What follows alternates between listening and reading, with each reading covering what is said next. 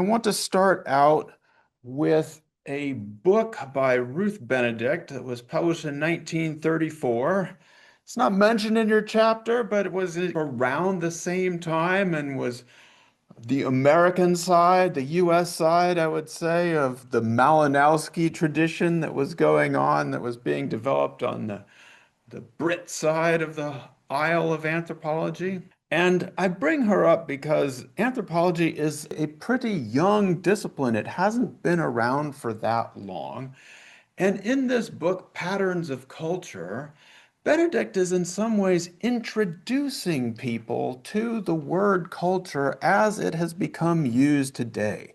It wasn't a word that was used very much back in those times.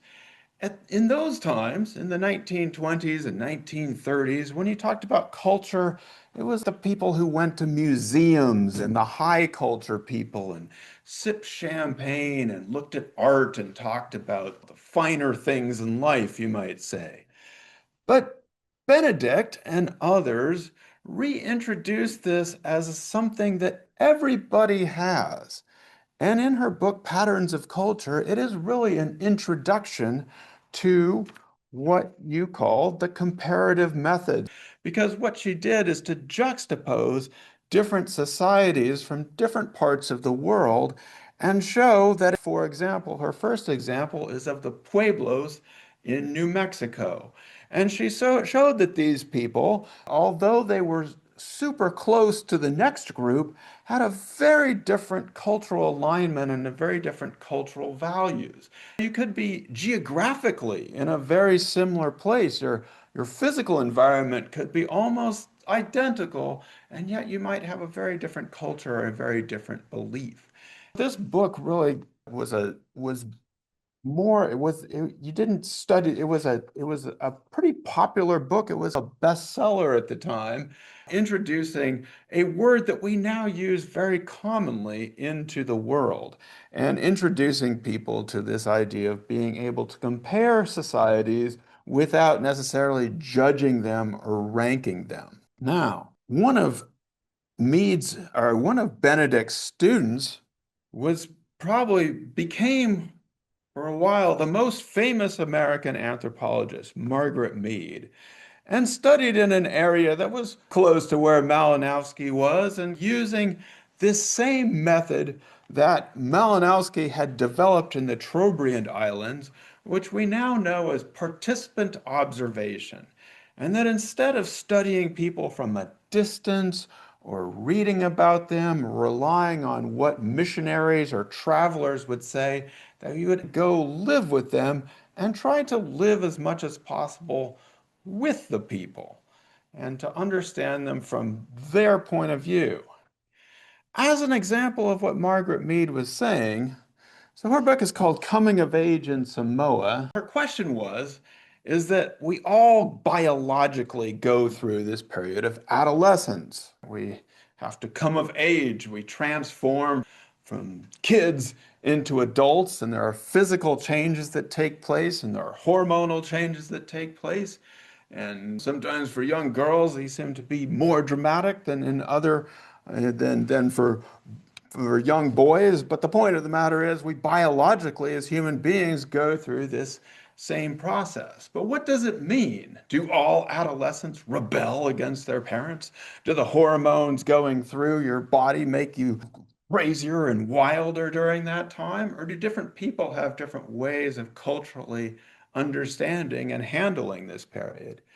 And Mead's claim was that in Samoa, people didn't feel the same amount of repression and the need to rebel against their parents because this time period was seen as a natural time period of experimentation, and that they didn't feel the need to rebel against their parents because this was seen as a time of life in which you were coming of age.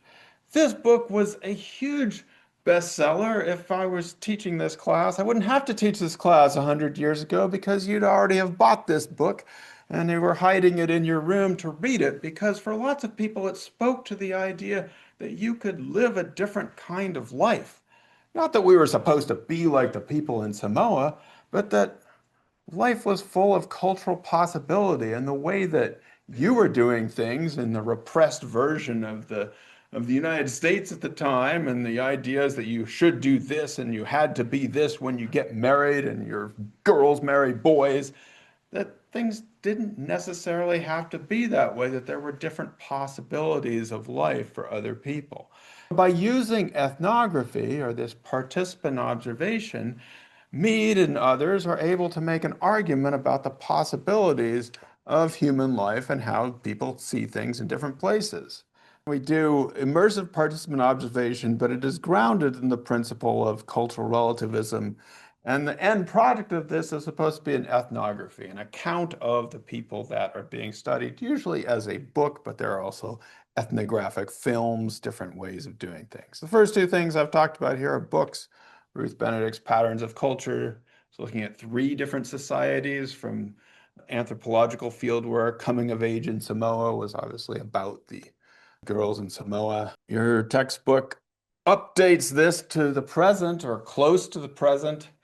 A video game called where the anthropologist was an avatar in a video game that maybe was once popular, Second Life, doing netnography or talking to people on the internet about where they are. So you can see here, obviously, the book Coming of Age in Samoa has been a popular book in anthropology, but is also something that echoes into later work. So he titled Bolstorff titled his book here Coming of Age in Second Life, and he interacted with people in an online space in order to produce what some people call a netnography, or how people are growing up today. An anthropologist explores the virtually human. Now, one of the purposes of doing cultural anthropology is to document insider knowledge, or that local knowledge, other forms of knowledge.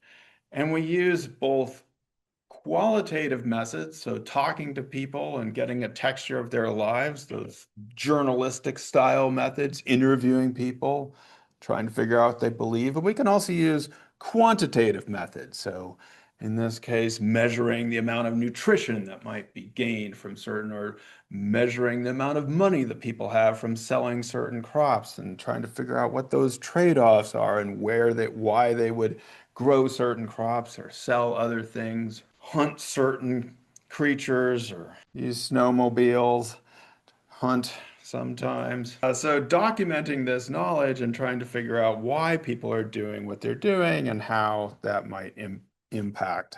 There's a picture of Reyes Garcia doing some work in nutrition and differential effects. More recently, the idea that you think about your own position or your own place in relationship to the people that you are talking to. In anthropology and cultural anthropology, this is known as reflexivity and positionality. And there's a picture of the anthropologist Ruth Behar, and a painting of one of the people she was talking to did of their interactions. But it's how anthropology is not just observing other people, it's talking to them. But when you talk to them, you're talking to them from a certain perspective.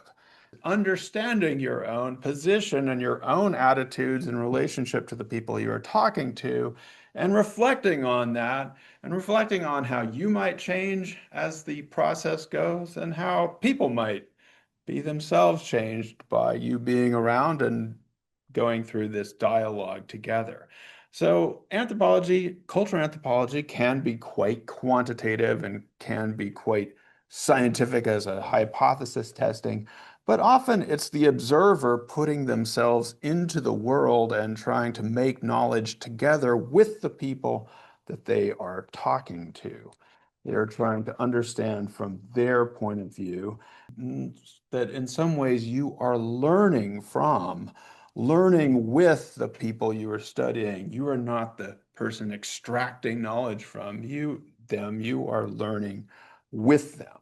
So you're still trying to get a perspective. You're still trying to understand people's knowledge, but you're trying to practice some humility in terms of how you position yourself to those to the people you're talking to and studying. In the next section, our textbook discusses linguistic anthropology. Linguistic anthropology began as and is still useful as a way of recording different languages and trying to figure out what you could understand from the different language patterns. Before there was a lot of, this map shows that before there was a lot of biological and archaeological evidence for the populations that had come into the Americas, the anthropologists documented how the language families seemed to show that people were coming in from what is now Alaska, Siberia, that area of the world down into the Americas and showing those kinds of language similarities there. A lot of what linguistic anthropologists did in the early days was to record what were seen as dying or disappearing languages. There's something a little strange about this, is that you're losing these languages, but why are you losing these languages? Because people are being put into boarding schools and saying you can't speak that language anymore and being trained out of it. So we talked in the last class about how some of these people today try to address those issues of the abuses that happened in some of these places to young children who were stripped of their language and their culture when they were taken from their families and put into other places. And this happened in many parts of the world. It happened in Australia famously, it happened in Canada, and it happened in the United States, where people were taken from their homes and put into boarding schools and told they shouldn't be able to speak their language. So yeah, it's one of those ironies. Today, linguistic anthropologists do, like cultural anthropologists, do participant observation and field work. So there's still the aspect of recording language, understanding how language change, language preservation or revitalization. So a lot of these, or some of these communities in which they lost their language are now trying, with the help of anthropologists and others, to revitalize that, to start teaching indigenous languages again in schools and in the home. It can be difficult, but there are examples of indigenous languages that have been revitalized. Here's a picture of someone working on, Moriarty Harrelson, working on sign language emergence. So signed language is a super interesting topic in linguistic anthropology because there's a relationship between the spoken language and the signing, but it's not always exactly the same. Different sign languages can evolve or emerge in different places, which have their own logic. And it shows us, or it tells us something about the logic of how people use language to compare signed language with the spoken language variant in that place. Doing archaeology. A lot of people love archaeology. I want to talk about the importance of the archaeological survey. So the archaeological survey is when, by walking around or by flying over a place or by using a satellite, or in this case, radar image, you're able to get a large picture of what might have been happening beneath the surface of an area. It's really important in archaeology to use these methods to get the larger picture of what is going on. I say that because, and there's nothing wrong with it, and I'm glad you want to do it, the idea of excavation, which is what most people want to do when they go into archaeology, is dig up a site. It's very exciting work. Well, it's very tedious work, but it has to be done in a systematic and a scientific way. You have to record everything as you're going along, because when you excavate a site, you are destroying that site. It will not be available for future researchers, so you have to make sure that you record everything that's going on. And you're also finding out a lot about a very tiny place. You can't excavate a whole huge area. It's important to combine that excavation with the archaeological survey. I was personally drawn to the idea of maritime archaeology, or the kinds of excavations and stuff that you do in the ocean. A lot of the sites that we have are under the water. And so, for example, looking for migration patterns of people from Siberia into the Americas includes a maritime archaeology. This is a group called Diving with a Purpose, which is a cool idea. Maritime archaeology. A lot of what we find in archaeology are a lot of the remnants, and people do things with them, or is the analysis of pottery, where different patterns emerge, how those patterns have spread, and where different types of pottery are found, how people might trade this around and interact with each other. Your textbook includes a very cool example of the migrations into the Pacific. So the peoples who populated these Pacific islands began in these areas around Papua New Guinea and the Trobriand Islands. By the way, that's where Malinowski was studying, and then went eastward, sailed eastward, and we know that by the pottery and things that they left behind, that they were making these incredible sailing voyages, populating the islands of Fiji, Tonga, Samoa, Tahiti, out to even Easter Island. And this is one of the most incredible migrations in human history, because people would load up boats and sail east and would never be going back again. They'd be loading up in order to populate islands that they believed were there. And for the most part, they found them and they were right. As far north as Hawaii and as far east as Easter Island. So this is an incredible migration. It's relatively recent in human history. I want to flag an island called Bonabo, which is north of Fiji, and we talk about it, gets talked about a couple times in your book. It's one of the places where people went and settled. It's a pretty incredible, an incredible feat that people were able to populate these islands far before we had all the forms of communication and travel that we have today. Biological anthropology. In this case, we're talking about human evolution. What Alex flagged is the biological aspects of this: genetics, human evolution, human variation, fossils, how people's biology and behavior interact and influence each other. Picture from a field school in Ethiopia, which is one of the places which has been most productive in terms of early human fossil finds. At the end of the chapter, we have a section called Improving Anthropological Practice. In some ways, I consider this to be something like what we talked about in terms of anthropological ethics, making sure that people are doing the things that are on that table. Your textbook uses two big words, which I'm going to describe slightly differently.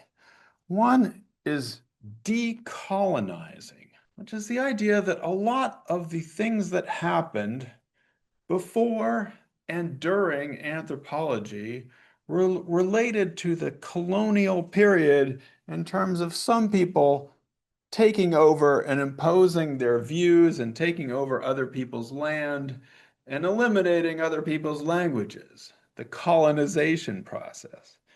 Some anthropologists have tried to do is to at least address some of these issues.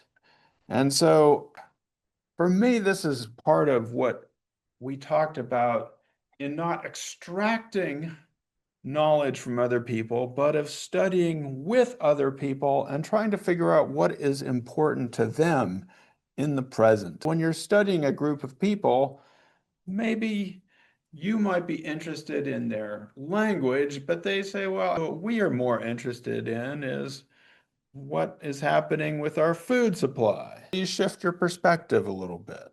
because people are sometimes interested in other things than the anthropologist might be. You're trying to study with them and create knowledge with them, not the study of other people. Your textbook also uses another big word known as decanonization. In anthropology, what people try to do is to be more inclusive in terms of the things that we read and think about. We talked about not just reading the stuff that scientists produce, but trying to get a sense of people's local knowledge, trying to get more of a diverse perspective than other people might have. These are two terms which I've rephrased here in different ways that anthropologists have been concerned about and to try and improve anthropological practice. Now, you might legitimately ask in an introduction to anthropology class is, why does anthropology need to be improved? Usually people don't talk about their discipline in the sense that we need to be improving it. And what I want to talk about here, I mentioned the island of Banaba. And this was an incredible story of human migration and people moving onto different islands and developing different ways of life all across the Pacific. But later on, when the Europeans came to these islands, they started exploiting the native peoples and their resources. And in the case of this island, they were so excited about the phosphate on it that they made these mines and they moved everybody off the island, completely depopulated it. For anthropology, we are very concerned with people's lifeways, but there's also a need to address the fact that a lot of these things happened that were very bad during a period of colonization. It's more than other disciplines, anthropology has tried to, for example, document indigenous languages and save them, but they often did so in a colonial context in which those languages were being destroyed. And it was often that the anthropologists were the people coming in from the outside, and they were, in some ways, working in tandem with or alongside the colonizers.